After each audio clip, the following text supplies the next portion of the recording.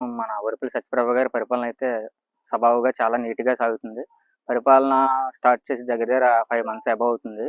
ఈ విధంగా మనం ముఖ్యమంత్రి వారు చంద్రబాబు నాయుడు గారు, ఉప ముఖ్యమంత్రులు పవన్ కళ్యాణ్ గారు ప్రతి గ్రామం అభివృద్ధి చెందాలని ప్రతి ఎమ్మెల్యే గారిని ఇంటింటికి పంపించి ప్రతి కార్యక్రమాన్ని కరెక్ట్‌గా చేయిస్తున్నారు. సత్యప్రభ గారు అయితే జన సైనికుల్ని, టీడీపీ వాళ్ళని కూడా ఒకే సమానంగా చూస్తూ మాకు ఏ ఇబ్బందొచ్చినా జాగ్రత్తగా అన్నీ దగ్గరుండి చూసుకుంటున్నారు. మా ఇన్ఛార్జ్ వరుపుల తమ్మయ్య బాబు కూడా మమ్మల్ని ఎప్పటికప్పుడు కనిపెట్టుకుంటూ ఉన్నారు. ఇదే విధంగా సత్యప్రభ గారు ప్రతి మండలం తిరిగి మొన్న రోడ్లు ఓపెనింగ్ కూడా చేశారు శంకుస్థాపన ముహూర్తాలు.